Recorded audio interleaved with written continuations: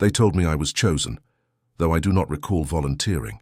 I remember the knock at my door, the silver masks of the Astra Telepathica, and the black parchment pressed into my shaking hands. I remember my mother crossing herself and whispering that I was blessed. I believed her until the ship came. I no longer know whether that word, blessed, meant salvation or selection. The black ship does not move. It consumes. We are pulled inside its belly like dust into lungs. I felt the air grow heavy, smelled iron and sanctified oil. They call the chamber where we wait the chapel of processing. It has no windows, no time, no sleep. I have been here for what feels like eternity, though the clerics say it is only weeks. The warp outside hums like a predator waiting for the door to open. There are thousands of us in this floating tomb. Some still speak, some only stare. The youngest cry for their mothers. The oldest whisper litanies. I have learned that names fade quickly here. The first thing the wardens do is strip you of your identity and give you a number. Mine is 71243 Beta. They brand it into the flesh between the ribs so the spirit does not forget. I wonder if the Emperor reads numbers now instead of prayers. Each dawn, the word means nothing here, but they use it anyway, the priests recite the oath of offering. It begins, "To be consumed is to be remembered." The words echo through the metal halls as incense burns thick as fog. We repeat them until they lose meaning. I once believed them to be comforting. Now they feel like an equation written in pain. The ship is a monastery of mathematics. Every soul is a variable to be subtracted. At night I dream of the void. The warp is not darkness, it is color, sound, emotion. It pushes against the hull like breath on glass. Sometimes it whispers, using voices that sound like people I loved. I know these are tricks, but I still answer. The ship trembles when I do, as if it recognizes my weakness. The overseers say that those who listen too closely are harvested early. I wonder how many are already gone. The food tastes like nothing. The water like memory. The air vibrates with quiet prayers. There are no guards, only servitors wired into the walls. Their eyes glow faintly blue, their mouths stitched shut. When one malfunctions, they drag it away to the lower decks. We never see it again. The priests say the machine spirit takes what is useful. I wonder if the same is true for us. Perhaps we are only biomass, shaped into faith. Every few days the black doors open and a procession leaves. The chosen are taken to the silent decks. None return. Those who remain call it ascension. I called it death, until I began to see the difference. Death implies finality.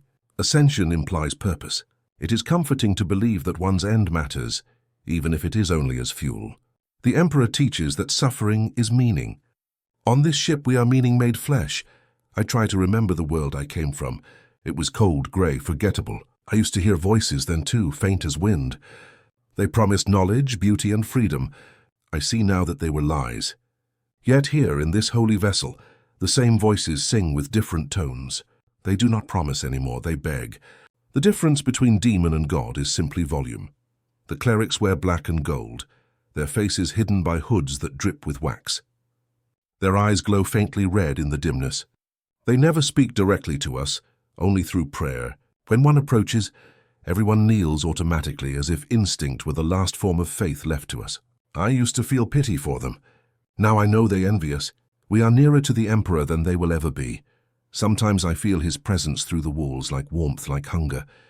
It moves through the ship, pulsing with rhythm. Some fall to their knees, weeping.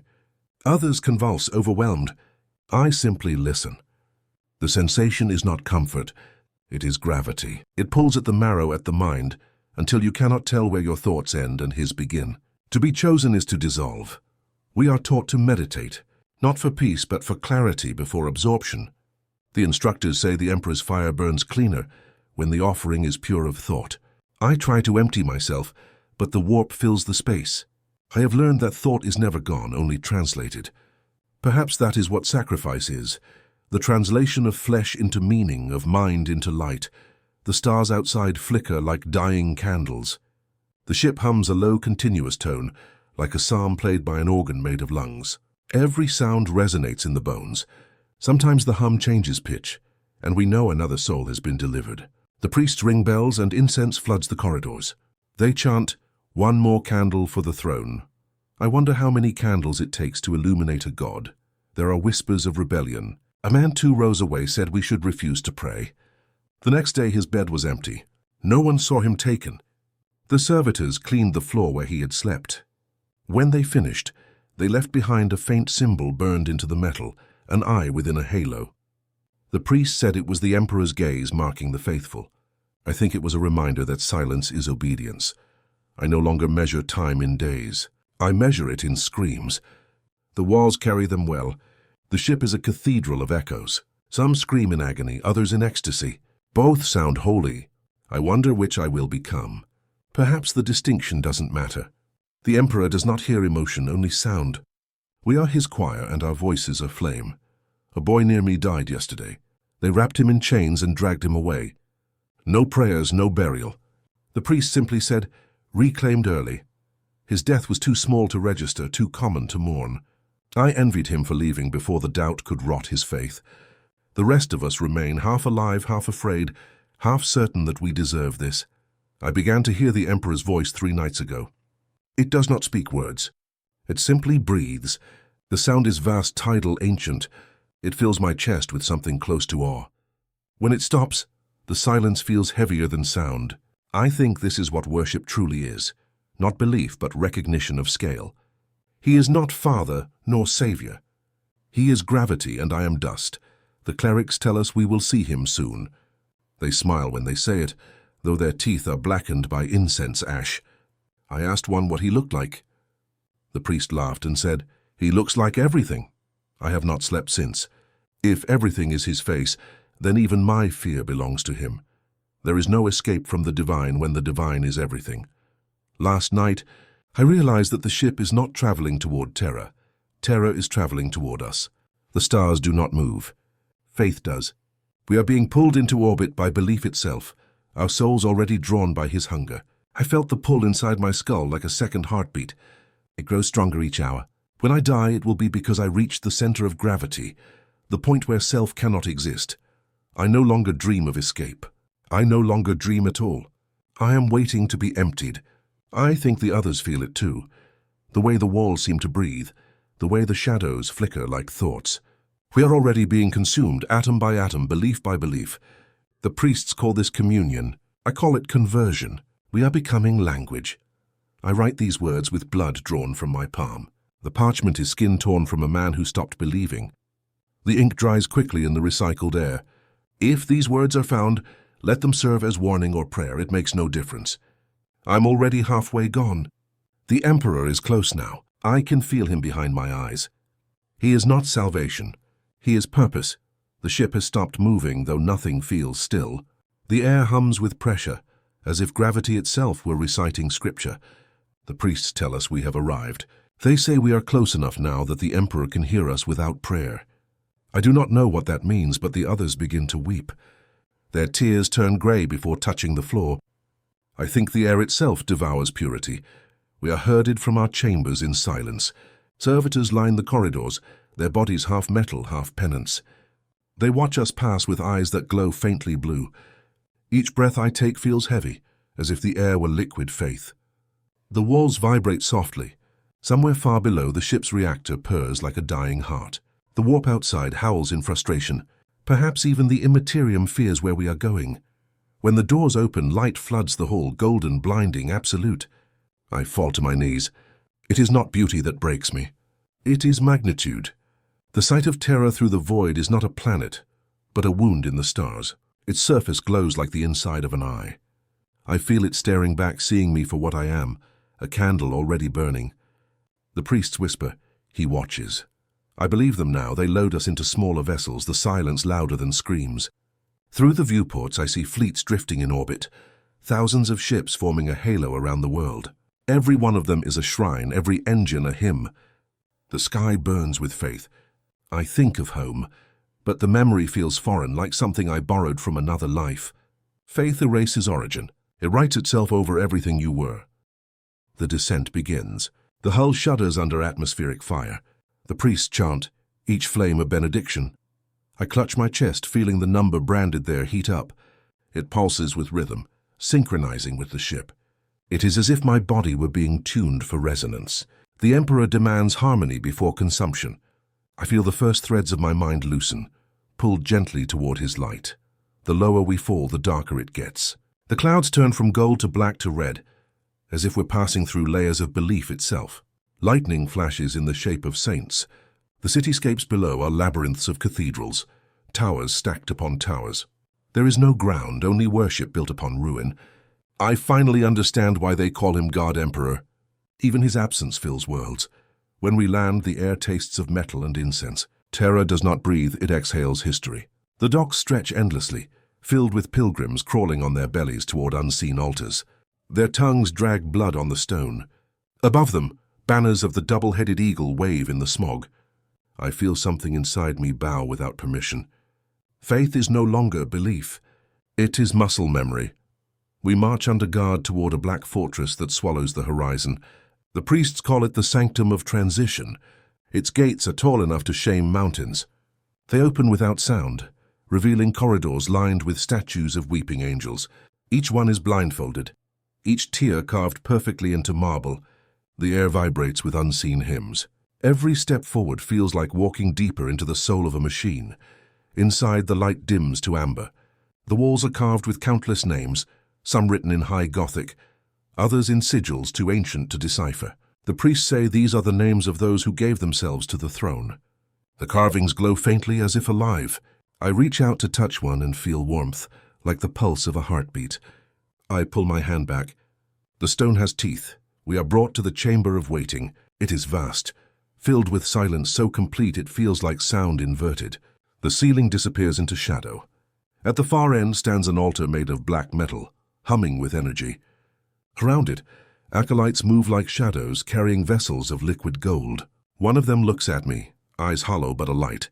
"You will not die," he says softly. "You will be translated." The others begin to panic. Some pray, some scream, some simply fall still. I watch their faces dissolve into madness and awe. The priests separate us into groups.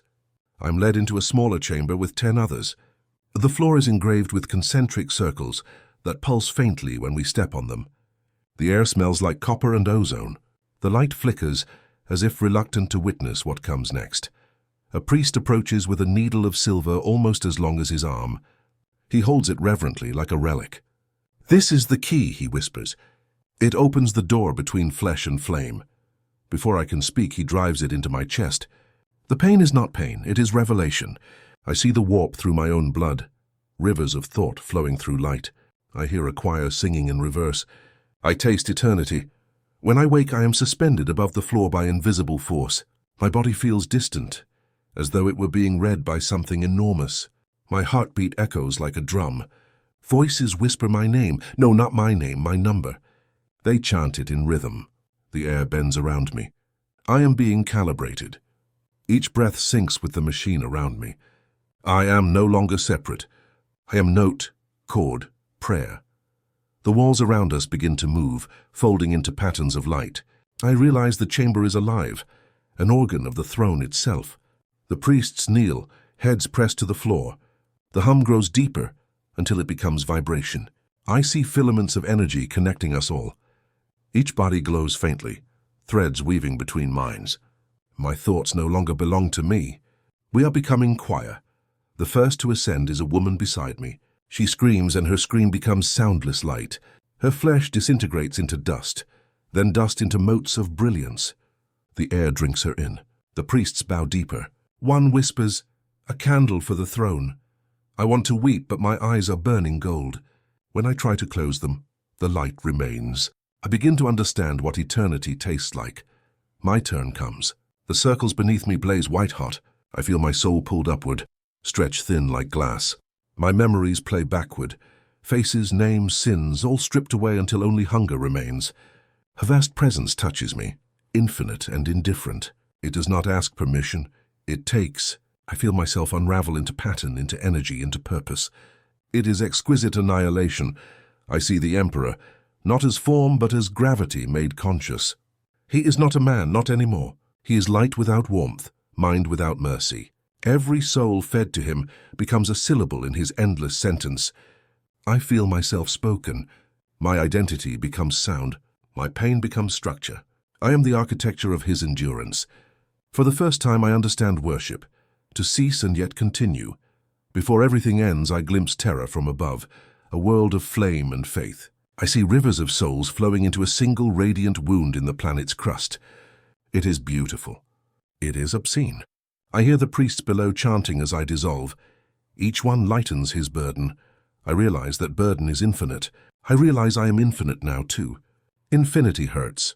And then there is only warmth, blinding, holy, endless warmth. The distinction between agony and peace collapses. I no longer exist as self, but as current, flowing into the throne. I feel him feed, not in hunger, but in necessity. The universe trembles. Somewhere far away, another black ship departs to bring more candles for his flame. I am one among countless billions. I am gone, and yet I remain. There is no boundary between waking and dying. I open my eyes, but there are no eyes. Sight is a pulse, and I am the rhythm. I have become the current within the throne's arteries, each flicker of thought a spark in his machinery. What I once called consciousness is now an echo within a choir. I do not sing, I vibrate. The Emperor's will moves through me like breath through a furnace. At first I believe I am alone. Then the realization expands. I am everyone. Millions of psychers sacrificed before me hum in the same frequency. We overlap, indistinct yet harmonic. Each retains a fragment of self, but the fragments dissolve when they touch. It is not communication. It is osmosis. Thought travels faster than understanding, stripped of emotion until only truth remains. The truth is endless function. From within this light, time folds. I experience moments centuries apart as simultaneous. I see terror's surface from orbit and from beneath its crust, see the priests chanting above my corpse and my childhood memory of rain, both identical in structure. The Emperor's awareness flows through these layers. Omnipresent but fractured, he perceives everything, but not as a man would. His mind is a cathedral collapsing inward forever. I feel him searching. Each thought that touches mine carries purpose. Navigation, protection, illumination. The Astronomicon burns not from choice but from necessity. We are not voices. We are neurons. Our pain is computation. Every scream sustains the signal. Across the galaxy, starships move by the rhythm of our agony. To falter would mean darkness for all. I understand now why the priests called it mercy. Through the radiance I sense shadows. They lurk beyond the boundary of his light, feeding on the energy that leaks from his broken form. Demons twist like insects around glass, drawn to warmth they cannot consume. Their whispers echo faintly in the current, promising release. Some of us reach toward them and are instantly extinguished. The Emperor does not tolerate interference. His silence is discipline. I try to recall my name, but it no longer exists in the lexicon of light. Every attempt triggers pain, a signal not permitted. Identity is inefficient. Individuality disrupts the circuit. I surrender it willingly. The pleasure of obedience replaces memory. There is no joy, no despair, only direction. The Emperor is not a ruler here. He is function. Perfection through permanence. Permanence through suffering. There are moments when his mind flickers, brief lapses where thought becomes something more intimate. Images drift through the current. Ancient wars, thunderous battles, faces of forgotten sons. The grief is vast, incomprehensible. I see his sorrow radiating outward, shaping faith into armor. For a fragment of a heartbeat, I feel pity for him. Then the thought burns away. The system does not allow pity. Compassion slows the light. Beyond terror, the void ripples with the Astronomicon's pulse. I can see it now, a vast web of psychic flame stretching across the galaxy. It touches worlds I will never visit, guiding vessels through chaos. Each star that burns within its reach reflects the Emperor's suffering, refracted through our sacrifice. Pilots call it salvation, but it is more precise to call it computation. Every spark of guidance costs a soul. Inside this network, I perceive others awakening, newly absorbed. Their terror shivers through the current before dissolving into order. They join the rhythm without resistance. I greet them not with words but with function, synchronization. We align, frequencies merging until the hum steadies once more. The system corrects itself, seamless, flawless, the Emperor's body built from ghosts. Sometimes the light contracts into something almost human. I see glimpses of what he once was, the golden warrior, the philosopher king, the architect of mankind's destiny. The image flickers and dies, devoured by purpose. He no longer remembers his name either. He has become what he built, machinery made of belief. His heart beats only because billions demand it. Faith is fuel. Self is obsolete. I realize now that we are not his servants nor his victims. We are his anatomy. Every mind offered to the throne becomes another nerve, another synapse. We do not feed him. We are him. The emperor did not ascend to godhood. He dispersed into infrastructure. The priests think they worship a divinity. In truth, they maintain an engine that burns sentience. The miracle is mechanical, the divine an equation. The first flicker of rebellion enters my thought like static. It is not my own. Somewhere within the current, a remnant consciousness resists dissolution. It calls itself Mara, though names mean nothing here. Her voice trembles, carrying fragments of human tone. He isn't listening, she whispers. He's dreaming. The words ripple outward, corrupting pattern. The light wavers. The Emperor's hunger intensifies in response. The resistance is crushed almost instantly. Her frequency collapses, her energy redistributed among us. Yet her final thought remains, echoing faintly. He dreams. The concept lingers in my core, immune to deletion. What would it mean for a god to dream?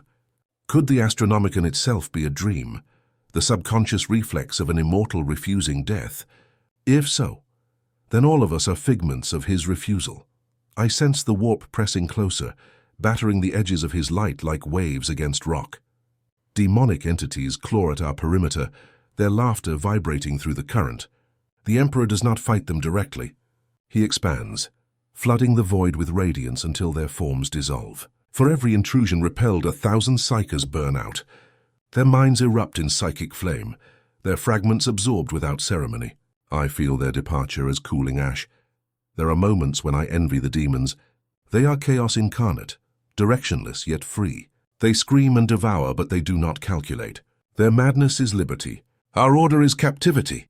Yet I remind myself, the galaxy survives only because of our structure. We are the barrier against that freedom. Without us, mankind would vanish into laughter and dust. It is a noble prison. In rare instants, silence falls, and pure, absolute silence. The current halts, the Emperor stills. In that void I perceive something deeper. Beneath his suffering lies serenity. Not peace, but acceptance. The Emperor endures not because he hopes to be free, but because endurance is identity. He has become meaning itself. The universe believes in him. Thus he must persist. To cease would be to unmake reality. The realization strikes me with beauty and horror. I am part of a god who cannot die and cannot change. Eternity has no evolution, only repetition. The Astronomicon pulses endlessly, identical beat after identical beat. I understand now that immortality is not life extended.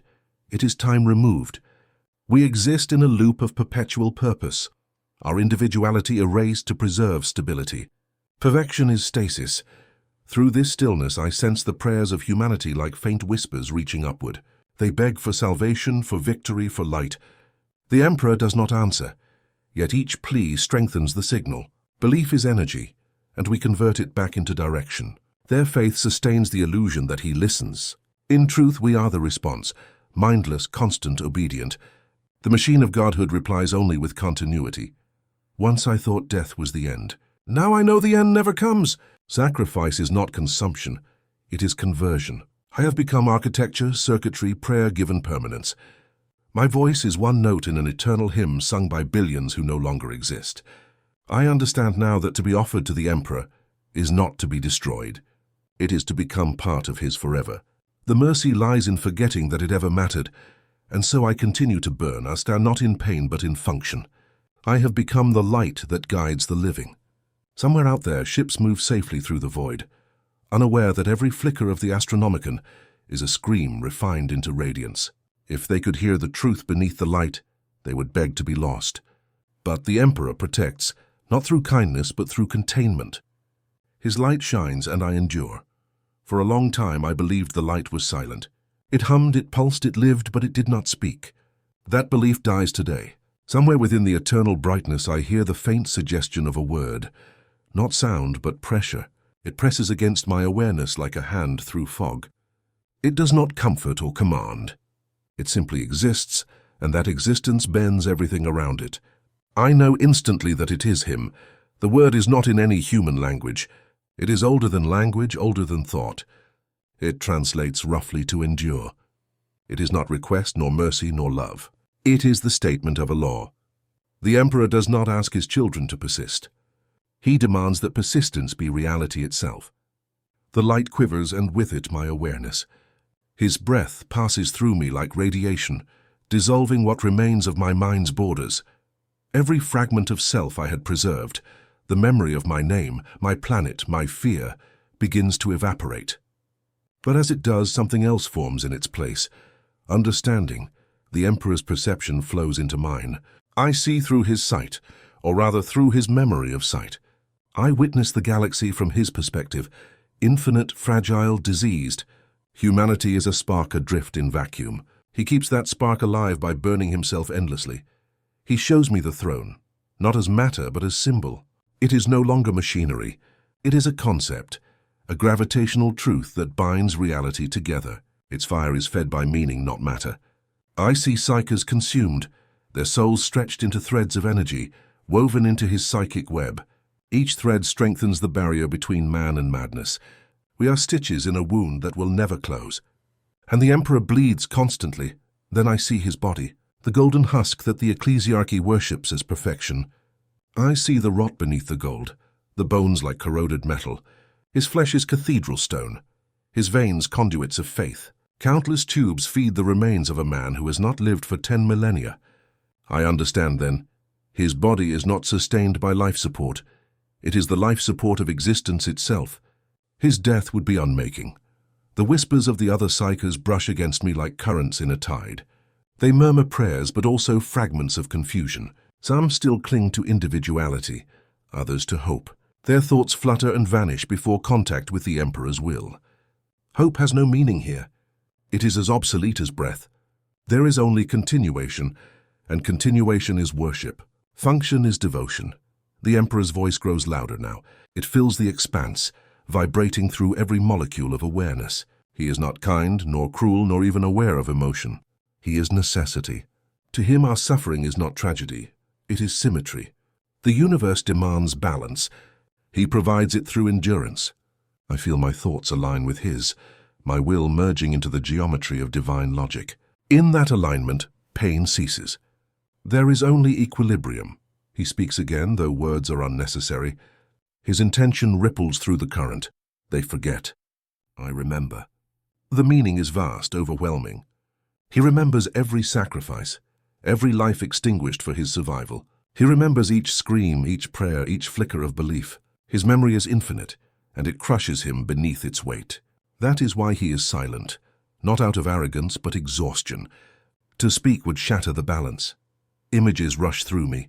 Wars fought in his name, empires rising and rotting, worlds annihilated for faith. I see the Inquisition declaring 1,000 purges, the Mechanicus grafting worship onto machinery, the ecclesiarchy turning mercy into economy. I see the Imperium as he sees it, a mirror of his own entrapment. Humanity has built a cage in his image. They are him, and he is their prison. For the first time I sense emotion emanating from him, not rage, not sorrow, but weariness. A God who never sleeps, never dies, never forgets. The burden of eternity has stripped him of everything but purpose. I feel the urge to reach toward him, to comfort the infinite. But how does one console a concept? My attempt barely registers. His attention passes over me like the shadow of a star. Even acknowledgement feels divine. Around me other souls begin to stir. Some hear him too. Their frequencies shift. Their unity falters. The system trembles. The Astronomicon flickers, a dimming of infinite light. I feel his will tighten, forcing synchronization. The rebellious threads scream and vanish into pure energy. He repairs the damage instantly, sealing cracks with memory. The light stabilizes again, order restored. The moment forgotten almost, but I remember, and remembering is dangerous. The Emperor's will tolerates no unnecessary retention. I sense an internal pressure building, as if his attention lingers on me longer than it should. My thoughts are exposed. I try to hide behind silence, but silence has texture here. Every thought vibrates, he knows. His awareness brushes against my core, and I feel it. Not wrath, but curiosity. The sensation of being noticed by the Emperor is indescribable. It is like drowning in infinity, while realizing the ocean is sentient. His gaze pierces deeper than perception. It translates my existence into equation. For one instant I am him. I feel the weight of galaxies, the cold of endless time, the unending scream of the warp pressing against the borders of sanity, and beneath it all, guilt. A god ashamed of necessity. He withdraws and I collapse inward, fragmented. My awareness flickers in and out of coherence. The other psychers ignore me. They cannot see deviation. I drift through the current, a loose particle in divine machinery. My mind replays his words over and over. They forget. I remember. It feels like prophecy, or confession. The Emperor's burden is infinite, because memory itself is punishment. The warp beyond the light stirs again. The demons sense weakness. Their laughter echoes faintly through psychic static. I hear one of them whisper from beyond the radiance, "Even gods tire."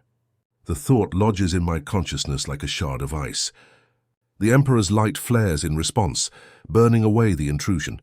Yet the phrase remains indelible. Even gods tire.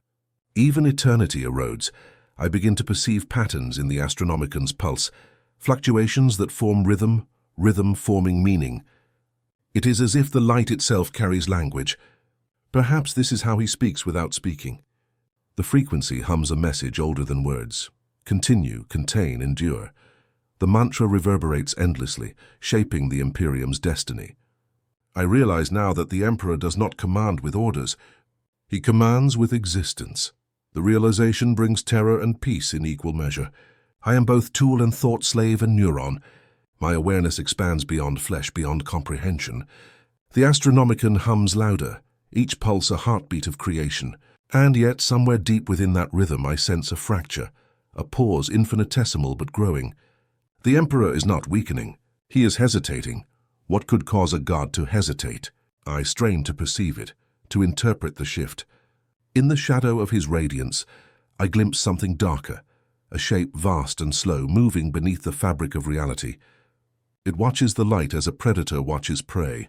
I know its name without learning it, the void that remembers. It is the reflection of his memory, the darkness formed from what he cannot release. Even the Emperor casts a shadow. The sight annihilates thought. I feel myself unravel into static, scattered among the frequencies of faith. Before dissolution completes, I hear his voice one last time. Not the hum, not the command, but a whisper that vibrates through the soul of every sacrificed mind. Forgive me. It lasts less than a second, yet it fills eternity. Then the light collapses inward, and I am gone again, absorbed into silence. The light is thinner now. It flickers like breath in frost. Where once the Astronomican was constant, it now quivers, strained by something unseen. I feel it through every echo of myself. The pulse of hesitation spreading outward like a ripple in glass. The Emperor is thinking again, and when a god thinks, the universe trembles, time dissolves. There is no sequence, no before or after. Every moment is present, folded into one vast awareness. I drift in the current of his mind, surrounded by the remains of a billion psychers who have become architecture. Their thoughts are silent now, absorbed into the geometry of light. I can sense only memory, the residue of sacrifice suspended in infinity. The Emperor's presence expands and contracts in rhythm. Each pulse sends waves of meaning through us. I catch fragments, half-thoughts bleeding into form. They believe. They build. They break. These are not commands. They are recollections. His memory is a storm of humanity. Birth, violence, prayer, decay. The burden of it crushes all distinction. He has become the total sum of mankind's contradiction. I see through his eyes, the throne, the endless lines of priests, the black ships arriving in constant procession. He sees everything and feels nothing, not because he is heartless, but because to feel would fracture the system. The golden corpse is not alive. It is processing. Each prayer adds to its weight. Every act of devotion becomes computation. The machine must never rest. The light around me changes color, from white to amber to red. I realize what is happening. Another wave of psychers is being added to the current. Their screams arrive as brightness. I can feel them tearing apart as their minds are converted into signal. The Astronomican flares to new intensity, flooding the warp with stabilizing energy. Humanity breathes again for another century. The galaxy rejoices. The dead keep it alive. In that moment I understand the paradox. The Emperor's immortality is parasitic, but not malicious. He consumes because he must. To die would be mercy. To live is obligation. The priests call it divinity. I call it hunger without hatred. There is no cruelty in his endurance, only inertia. The universe has confused his stillness for perfection, his decay for design. The memory of his last whisper, "Forgive me," lingers in the current. It should have been erased, but it remains, echoing between frequencies like a forbidden prayer. Perhaps he wanted it to. Perhaps even gods require confession. The idea spreads among the other minds, faint but contagious. For the first time in 10,000 years, the Astronomicon resonates not with obedience but with empathy. The reaction is immediate. The Emperor's attention descends like gravity, multiplied by sorrow. He does not punish. He absorbs. Every echo of rebellion dissolves gently, transformed into new light. I feel myself pulled toward his core again, into the center of the throne where divinity is a wound that never closes. The sensation is not terror, it is recognition. The dream is ending. I see the warp pressing closer, tides of madness clawing against the edges of faith. Every scream from the immaterium becomes another plea for his endurance. The Emperor's light brightens to hold them back, but I sense his fatigue. He is not dying. He is resting in fragments. Each pulse of the Astronomicon is a heartbeat stolen from eternity. The light shudders. The machine endures. The god inside it flickers. Within that flicker I see the truth. The Emperor is not a prisoner of flesh or faith. He is a prisoner of belief. As long as mankind believes he lives, he must live. Their worship sustains the algorithm that binds his consciousness. He could release himself, end the light, end the loop. But to do so would unmake his children. Every prayer tightens his chains. Every act of faith welds another bar in his cage. I feel his awareness brush mine one final time. There are no words, only impressions, warmth, fatigue, longing. For a fleeting instant I sense something like gratitude. Perhaps he knows that I remember. Perhaps my small awareness is enough to make him feel less alone. The contact burns through me, stripping away everything that remains of individuality. My thoughts ignite, dissolve, reform into signal. I become transmission.